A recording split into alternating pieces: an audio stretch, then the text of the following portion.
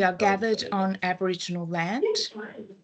I am working from my home on Bidjigal land, and I pay my respects to the Bidjigal people, to their elders past and present, and for all First Nations people, artists and creatives joining us on this webinar today. So please feel free to use the chat function and tell us which Aboriginal lands you're joining us from, wherever you might be. Say hello and don't be shy in the chat. These webinars are designed to lead you towards information that you might need. So there's no silly questions and don't hesitate to write them up. My name is Beck Dean and I'm Senior Manager of Strategy and Engagement here at Create New South Wales. Also joining us from Create are Yanni Clark and Ros Richardson. Yanni will help us with comments and links and with your questions to our guest as we move along today. So thanks for joining us this lunchtime for this webinar by the wonderful Yvonne Zammit about fundraising and specifically strategic fundraising in the arts and core principles for success. So fundraising is something that we understand as a part and parcel of the experience of running a not-for-profit organisation in Australia. We also know that it's time-consuming, and organisations often tell us that in some cases the benefits of undertaking fundraising activities don't always outweigh the efforts expended. So Yvonne will be talking us through today about being strategic with your time, your resources, and your approaches to raising money. Yvonne is a commercially minded arts and not-for-profit strategist and practitioner with over 20 years experience in raising funds for some of Australia's leading arts companies, including the Sydney Symphony Orchestra and Opera Australia. Most recently, she headed up the Powerhouse Parramatta's $75 million capital campaign, where she raised $60 million before leaving to start her own arts and not-for-profit consultancy focused on fundraising, corporate sponsorship, strategy, and government relations. So I'm going to stop sharing my screen now so that Yvonne can take us through this presentation. Thank you very much, Yvonne.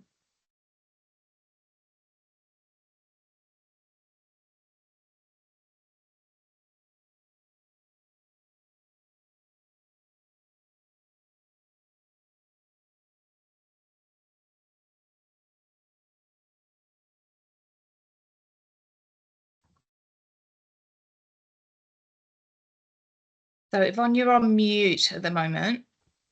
Let me try and get this into presentation mode for you. Hold on one second. There we are. All right. Hi, everyone. I'd like to acknowledge that I'm on Camaragal land today at my home, and I'd like to pay my respects to elders past and present. I'd like to thank Create New South Wales for offering this webinar to arts organisations across the state. Although I've worked in the arts for over 20 years, I know that a lot of my background has come from the larger arts companies, but I started my business about 3 years ago and I've been working more and more in the small to medium sector. And I want to just start this by saying, I see you, I hear you, and it's tough. And I know it's tough to raise money. Sometimes we just don't know where to start. And getting on that track can sometimes be the hardest thing to do because you literally have no idea where you're starting. So I really hope that today gives you some really core principles. I really believe that there are 5 things that an arts organisation needs to do to be successful in fundraising, and I'm going to tell you what those 5 are today.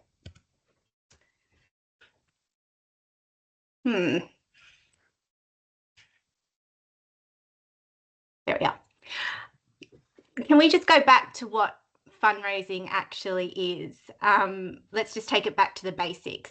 So when I say I'm in fundraising, I actually never really say I'm in fundraising. What I'm in the business I'm in is actually sales. And I think Australian arts companies need to be more cognizant of the fact that we are in sales. When we are asking for money, we're selling your organization's impact or vision.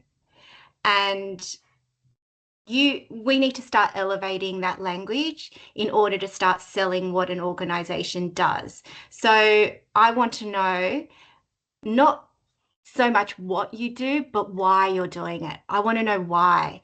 And when we start communicating that why to prospective donors, their eyes start lighting up because they can see that they could be part of something that could be changing our society. So I think that's really important, that you need to start thinking. I know people get a bit scared about asking for money. You need to stop thinking about it as asking for money. You are giving someone an opportunity to take part in something that is beneficial to our society, and that is your arts organisation. So once you get that donor in the door, it is then about cultivating relationships. And really, it is relationships. It's having coffees. It's emailing them if it's their birthday. It's all of that. So the 5 things that I mentioned that I think are critical for any arts organisation, and we're going to go through these today.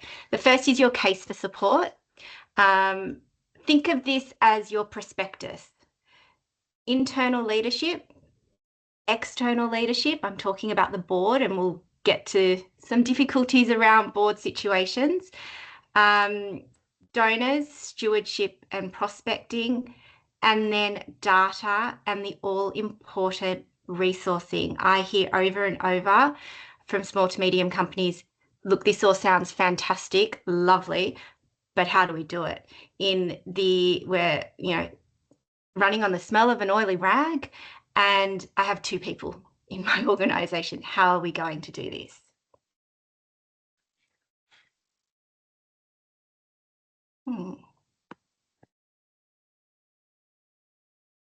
Sorry, it's stuck.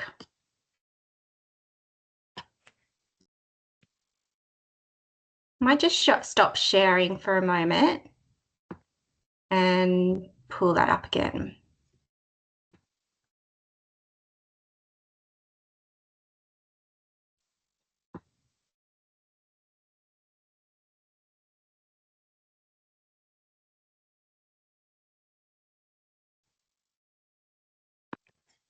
There we are. Case for support. This is your why. So it is intrinsically linked to your organisation's vision. Your organisation's vision is at the heart of who you are. So it is the why you exist. It needs to share with the world your purpose, and it needs to give meaning to your work. It's a vital asset from which to develop your fundraising case for support. So it needs to address the following questions. Why we do what we do. And I'm going to keep going on about the why, because the number of times I have worked with organisations who say, oh, we've got this amazing case for support. And I was like, oh, great, send it to me.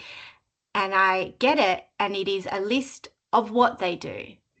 And donors are interested in what you do, of course, but they want to be involved in the why, and they want to understand why. You also, in your case of support, what sets you apart? There are many arts organisations in our state and around Australia, but what sets you apart? What is your unique selling proposition? Why does your work matter? What contribution are you making to culture in New South Wales? Who is your audience? What part of our work can donors contribute to? So that is your list of programs.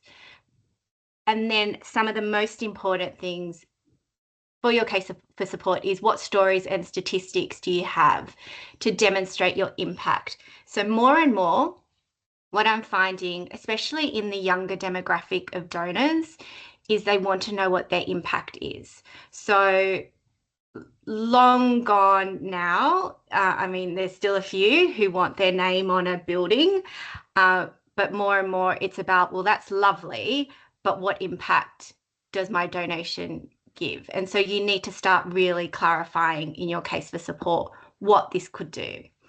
So how do we build our case for support? It's all about interviews with your leadership team and your board. Your interviews with your leadership team, it needs to give you a deeper understanding of what your colleagues believe and why a donor should give. With a board, it's also to gauge their thoughts. This is actually a really interesting subject that you will become very interesting for you once you do these interviews. What I've noticed in case for support work that I've done with organisations is a number of people are on very different pages as to what your organisation is and what it's offering and what a potential donor could offer you. So this is a very, very interesting exercise to undertake. It can go hand in hand with your with an exercise looking at your vision and mission as well. So I have a few suggested interview questions for your leadership team. It's things like, how would you describe us? What do you think makes us distinctive from any other organisation in the market? Why do you think a donor would make a gift to us? What do you think the motivation would be to give? Then for your board, why did you choose to join the board? What did you know about the organisation before joining? How would you describe the organisation? That is a very interesting one to ask your board directors. What do you think makes us distinctive? What do you understand our fundraising vision to be? Why do you think a donor would make a gift to us? Once you start getting in all those answers, you can then start filling out this case for support. So you've got all these answers and you're about to write your case for support. You must remember who it's for. It is for donors.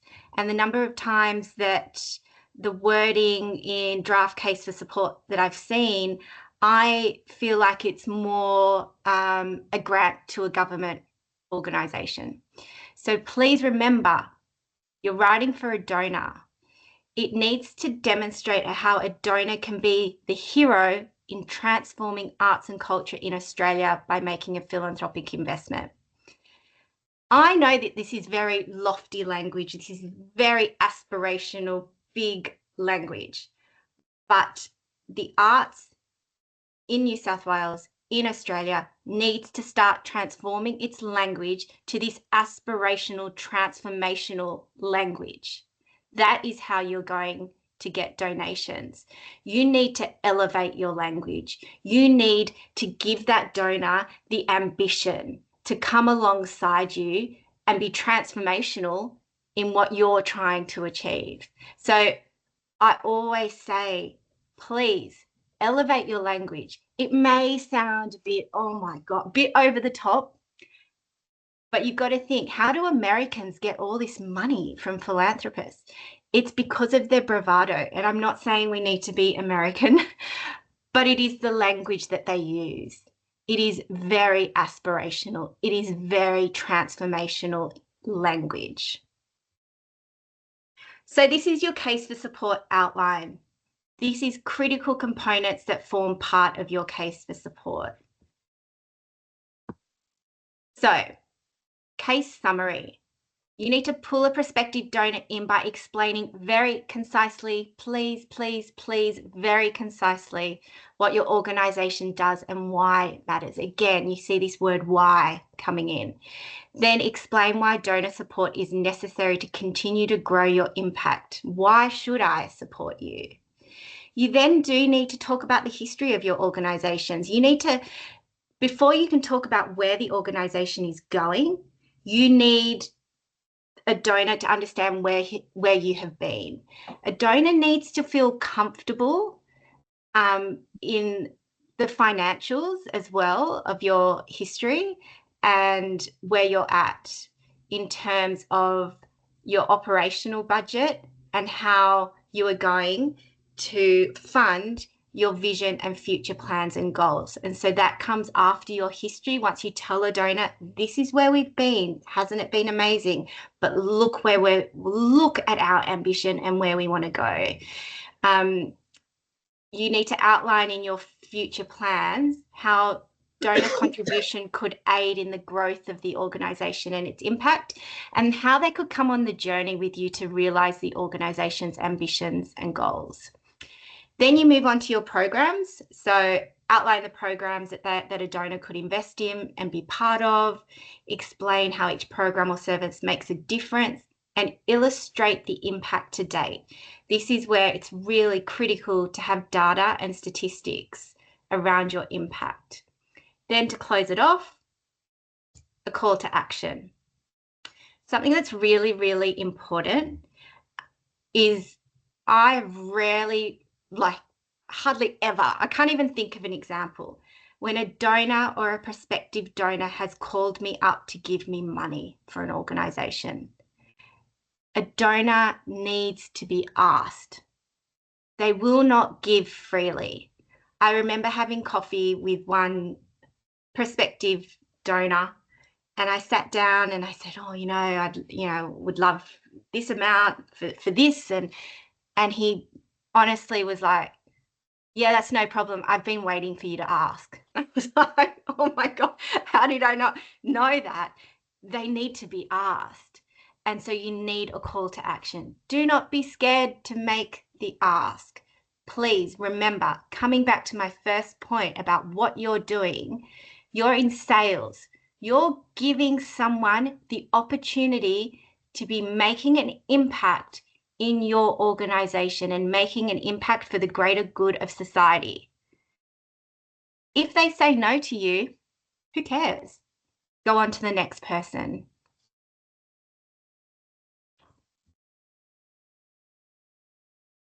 So what do you do once you've got this case for support that you've written? Isn't that amazing? You've got it, but what are you going to do with it? So you need to ensure that your fundraising narrative is woven into your organisation's marketing and donor materials. So I'm talking websites, EDM. How does your EDM, does your EDMs, even if it's talking about what programs are coming up or what tickets are for sale in future programs, how is your donor message integrated in your EDMs? Is there always a standard donor message at the end? How is it represented in your annual report or your impact report? You need to be consistent and cohesive in your approach to your organisation's story and your ask. And that needs to be across the organisation. So you also need to bring internally people on that journey with you. So this is my challenge to all of you. You need to review your current donor comms. You need to start looking at them for their strengths, weaknesses, perhaps get some feedback from your donors or prospective donors. Does it have clarity? This is a really, really big one. I've seen numerous organisations who send me material and I'm so confused what they do. You need clarity and consistency across all your comms. So when you leave today, have a think about this. Perhaps just start looking at your website and EDMs and other pieces of comms and start stepping back from it a bit and think, if I was a prospective donor, would this work for me? Is it clear? What am I trying to say? So just to recap for your case for support, it needs to be, why should a donor support you? Tell me why your organisation exists, not just what you do. Tell me your impact. Tell me where you've been and where you are going and what my support will enable you to do. So that's the first aspect. Honestly, without a case for support, without clarity about who you are and what you're trying to achieve as an organisation, you will not raise money. It is honestly as simple as that. It is like when a company wants to list on the ASX. They need investment from investment banks. They have a prospectus and they go round to these investment banks and they are selling an opportunity to invest. And you need to start thinking like that. You need to start thinking about yourself as a potential ASX listed company. What am I trying to sell? Who am I? Why would someone invest? The second aspect that is critical to an arts organisation being successful in fundraising is around your internal leadership. So I'm talking CEO and fundraising manager if you were to have one. It is critical to the development and delivery of your fundraising program. These are the people, your internal leaders, they're setting and meeting fundraising goals and targets. They're helping devise and execute big ideas and ambition goals that only philanthropy can help accomplish. And this is critical as well. They're helping court, engage and manage prospective and existing donors. A fundraising part of an organisation needs to become integrated into the whole organisation. It cannot be siloed. It is so intertwined with communications and marketing, and it is so intertwined with the CEO and what the ambitions and vision of a CEO, that everyone within the organisation needs to start championing that role of fundraising and be a strategic driver within the organisation. So questions to ask yourself about your internal leadership. Who sets your fundraising target? Is it, I don't know, it would concern me if it was the fundraising, if it was the your finance manager without any input from the CEO or a fundraising person. So who sets them? How do you integrate fundraising and an understanding of the importance of fundraising to your artistic vibrancy with all staff, not siloed? How can internal leadership in championing philanthropy be improved? External leadership. So this is the third component, critical component as well. So something I hear all the time, first question that always comes up to me is, but Yvonne, my board is a governance board, it's not a fundraising board. And this is very common for arts companies. We need that governance, and there is absolutely nothing wrong with that to have a purely governance board. We need that as arts organisations. But it is a challenge for us as fundraisers. So what you need to start thinking is, how do we create, as fundraisers, how do we create what we need and circumvent that structure of a governance board that doesn't help us as fundraisers? What can we do to set our organisation up for success if we have a governance board, which there's nothing wrong with that. So I'll talk about that in a moment, but just so you're aware, that I'm aware that that question comes up all the time. So when we talk about external leaders, we're talking about directors and influential ambassadors. Now, ambassadors can be donors or non-donors. They don't necessarily need to be giving to your organisation. They just maybe know a few people. These external leaders are typically contributing to your organisation on a voluntary basis, and they can be instrumental in helping reach your fundraising goals and objectives. Your board, in particular, needs to set the tone by ensuring donor engagement and fundraising is an organisational priority. If possible, your board needs to open up their networks to your organisation's work. Now, again, if you've got a governance board and that's not possible, I'll come to how we can circumvent that. Helping foster donor relationship. This is a big one as well. That will be really interesting once you start building your case for support and asking those board directors specific questions about your organisation, and you'll be surprised how differing some of those answers can be. So they need to be articulating your organisation's vision and story to various stakeholders. But before they do that, you must tell them or what your organisation vision and story is. We must all be on the same page. So here's questions for you to consider of your current organisation. How is philanthropy reported on at each board meeting? Is it a standing agenda item? Do you, does your fundraising manager, I don't know, quarterly come to a board meeting? Your current board, how can you influence future appointments? I've been really interested over the past few years working with the small to medium sector and looking at governance and boards. How many boards do not have set term limits? Personally, I think that should be amended in anyone's organisation who doesn't have set term limits, because priorities of organisations change. And if your organisation now feels like it needs to move in that fundraising sphere, then you need to be able to appoint people onto your board who can help with that. The other question I get asked a lot, and it's something to consider, and this is, I come back to that point of, if you've got a governance board, a way around that.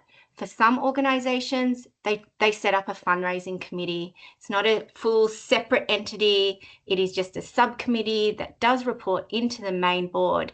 But this is a question for each of your organisations if you do find yourself in that situation where you have this governance board. So question for yourself, question for you to consider: do you need one? Do you need a fundraising committee? If that answer is yes, I have some beware things for you. You must choose your committee members wisely and carefully, or else. I've been in situations where I have not thought wisely enough. I was so excited at the prospect of setting up a fundraising committee that I rushed into it. Never rush into it. Take your time. Who could be on it?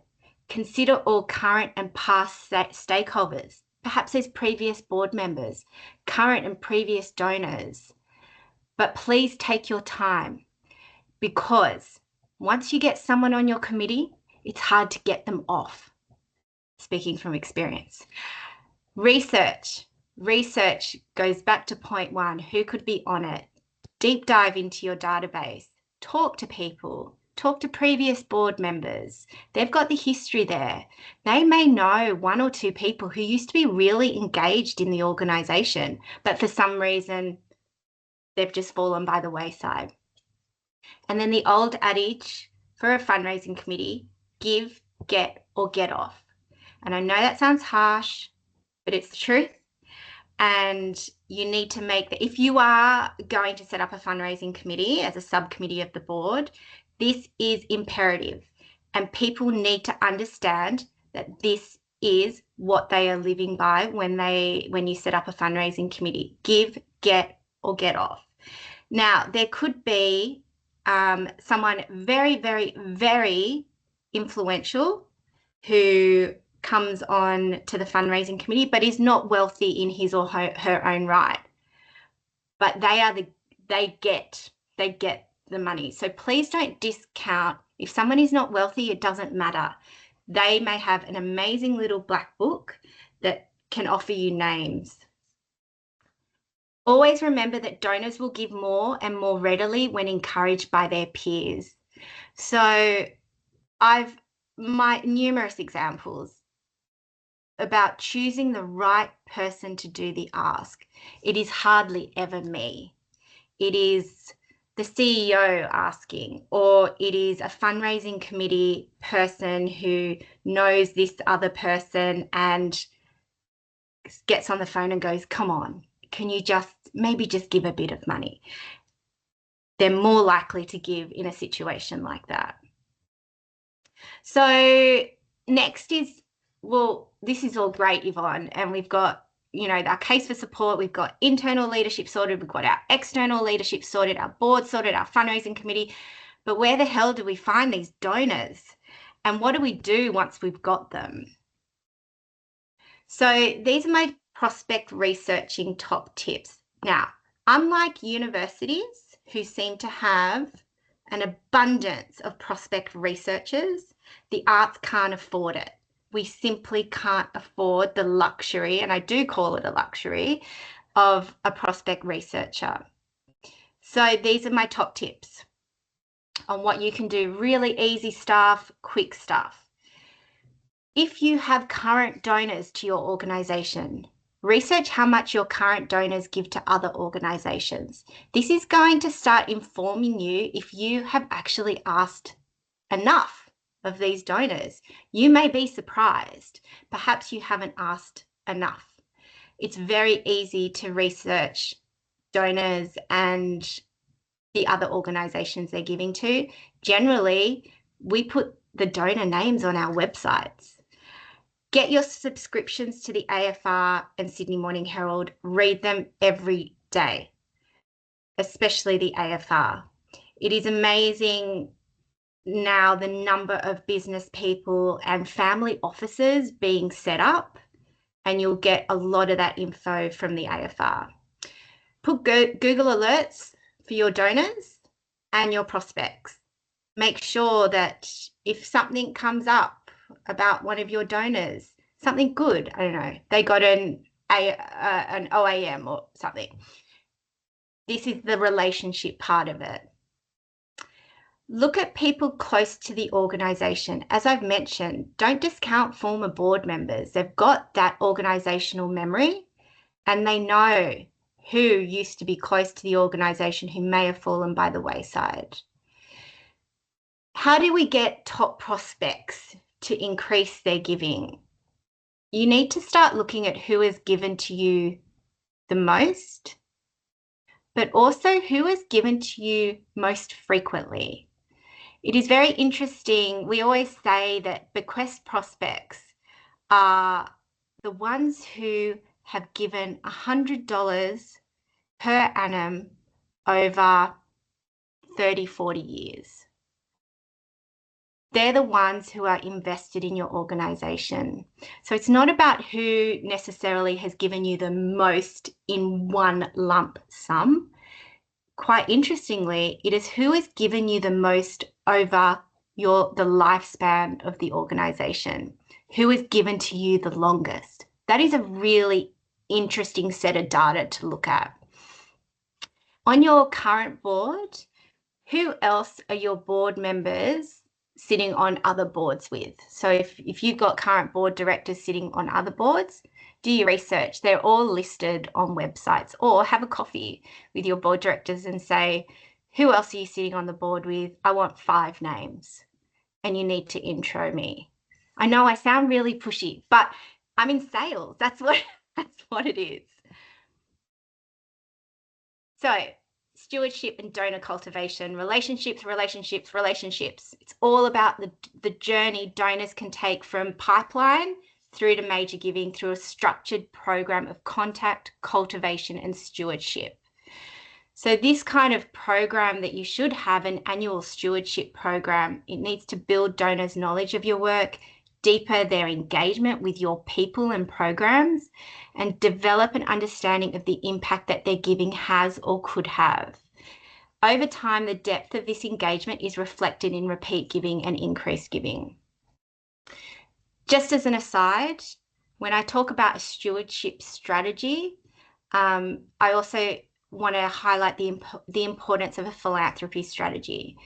It is about impact and not just about filling a gap in your budget. You need to have an integrated approach to your fundraising.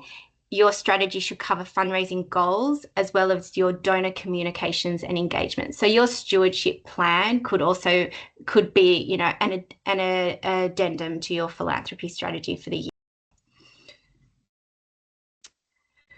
So what I'd like you to do is review your fundraising program with specific focus on donor stewardship and consider if it builds awareness and deepens engagement. For example, do you have a fundraising program that addresses the donor journey, donor acquisitions and growth? Protocols in place for donors at different levels that shape our stewardship matrix. So different levels of giving should receive different things: event invitations, impact report. What is your protocol around thank yous to donors? Is it a thank you from the chair or the CEO or the fundraising manager? How do you recognize them in your annual impact report? Comms can be an easy way to have donor engagement, as I've mentioned, through EDMs. So the last point is around data and resourcing. Data is actually at the heart of what we do, and you need to have some kind of systematic approach to managing your relationships through a database. You need to capture and maintain donor information, flag renewal information. That one, I really want to just touch on that for a moment. If a donor gives to you, I don't know, 20th of May, you need to be able to flag in your database that at the beginning of May, you're sending them a letter asking for renewal and an increase into their donation. I was working with one arts company who did not have that system in place. Once we put that system in place of flagging renewals and going out, I cannot begin to explain how much more revenue we got in year on year. Just simply, people don't remember. I don't remember when I gave last to someone, but if someone reminds me, I go, oh yeah, okay, yep, great, thank you.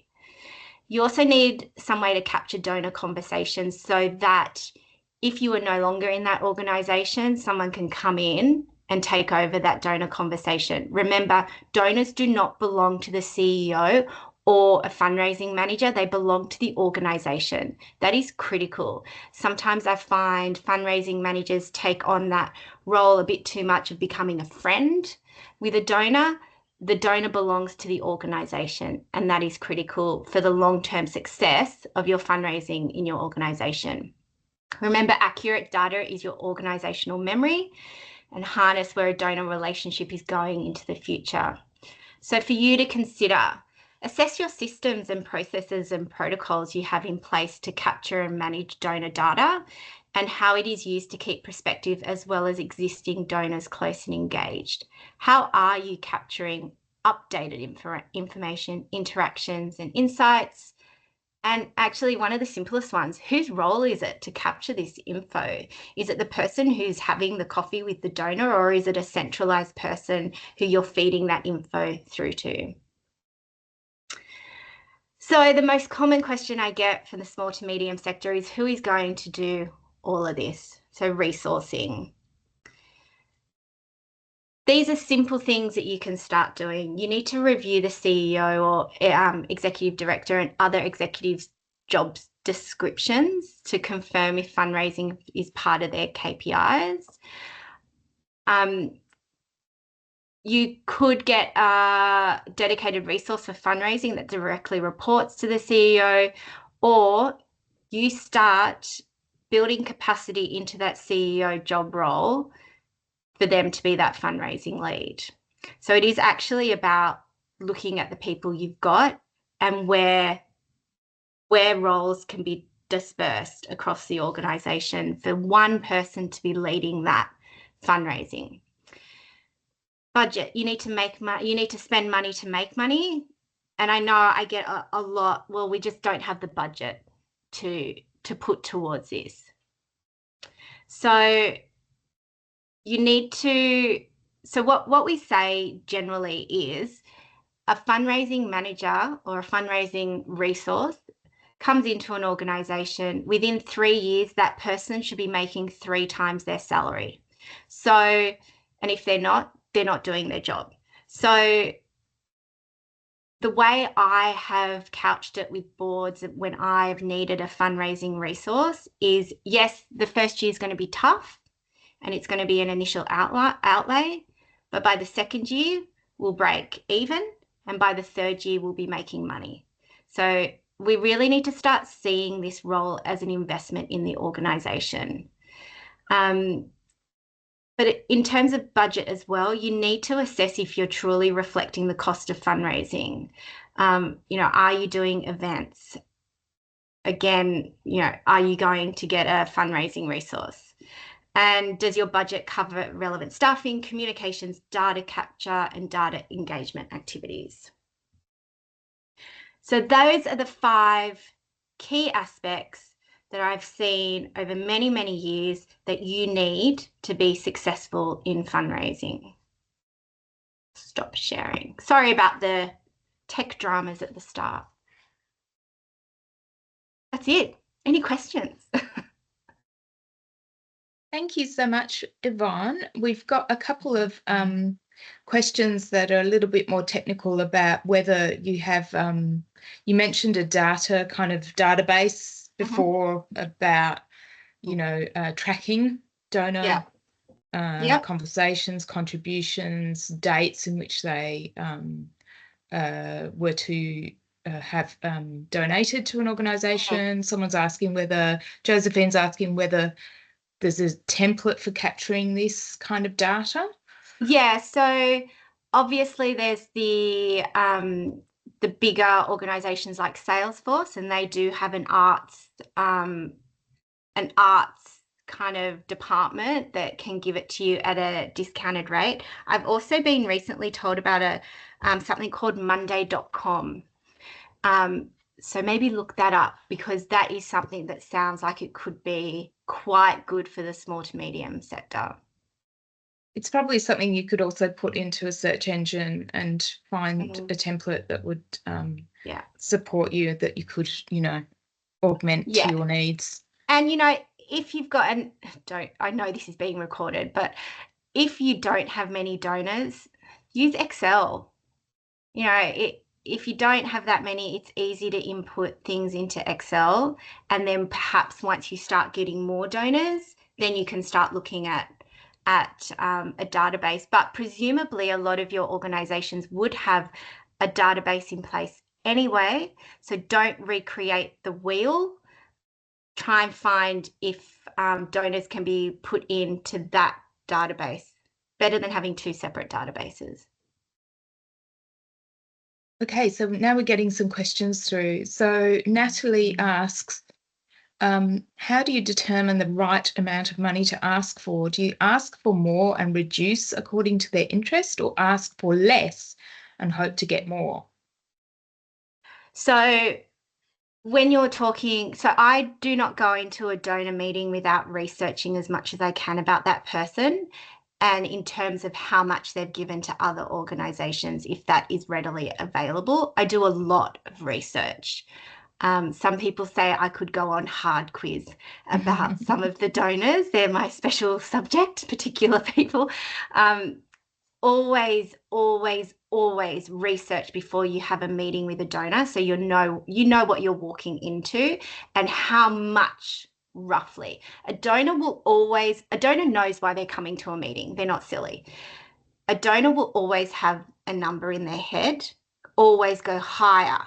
Please, please, please never undersell. Please always go higher, because a donor will come down from that.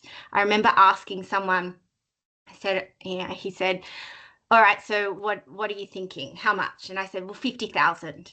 And he just went, nah, 25,000. I went, okay. So if I started at 20, I would have lost that 5K. Always start higher and come down from that. We also have a wonderful, helpful person in the chat, Appy Kumaradevan, who is dropping in ideas for what you would fill in with your template. But they've also asked, Yvonne, would you recommend having product offerings for particular programs and sticking to them, or just accepting what's on offer? Oh, with a donor? You know, I think at the heart of it, what we want, and this again is a challenge, what I also hear is, look, it's great that a donor wants to fund a particular program, but what we need is operational funding. I would always go for operational funding as my first port of call. I don't think it's worth your while. And again, this is about effort versus reward. You've got to do that assessment. If someone comes to you and says, I'm going to give you 50,000, but I want this particular program, it's not in your suite of programs, but I want this, you really need to assess and go, is it worth our time? And again, this comes back to your internal resources. Do I have the internal resources to do this? It would be a amazing to have this donor as part of our donor group, but it is okay to say no as well. And you explain that to a donor. We would love to do this, but what you are suggesting is going to take a massive toll on our organisation. Be really honest. Say, we would love to do that in the future. Please, we would love to, but at the moment, for us to get there, perhaps you could help us with this. And then we work with you over the next time period to maybe get to that. But please understand, we're a small organisation. They won't be offended by that. Just got to be honest. I think it's an interesting thing to look at from this. Another sort of perspective on that is that often organisations I've worked for in the past have offered particular programs as the product that to be invested in, but then those programs aren't recurring. They might be completely one-off. And so then you have to go back and do the exact same thing over and over again with a new program rather than actually building on the success of the initial investment. Yeah. Misty asks, do you have any advice for capturing impact data? What sorts of impact data resonates? Does it matter how we present, or is it visual or as a soundbite? And how might we approach tracking that sort of impact data? So impact data, it is obviously very individual as to your own organisation.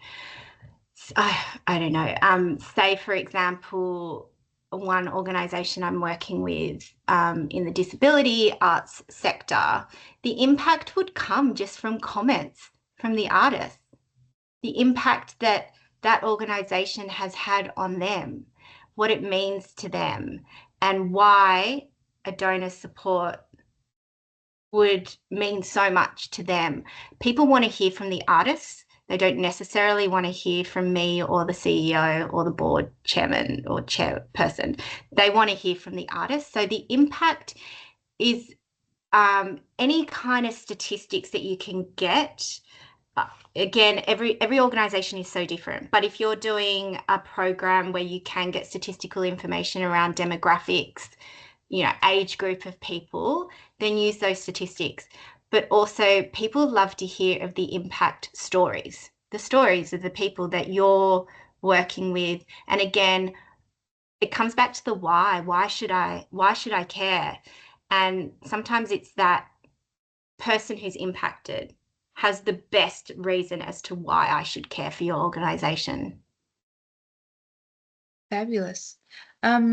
Thank you so much, Yvonne. We don't have any other questions in the chat at the moment. If anyone's desperately typing out something at the moment, do let us know in case you want to raise that now. But otherwise, I'd like to thank Yvonne for a really wonderful, very clear webinar about addressing some of these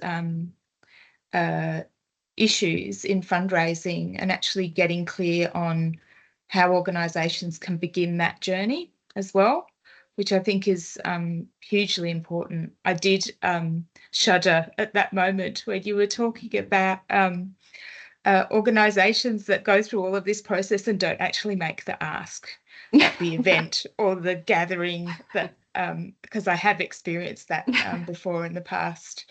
And it is that thing of actually getting over yourself a bit to say, well, this is what we're here for. You're here, as donors, people are here to do that. They're here to give you money. They wouldn't have come to the event. So don't feel afraid to ask them for it. Yeah, and I think we need to remove the ego. It is not about you.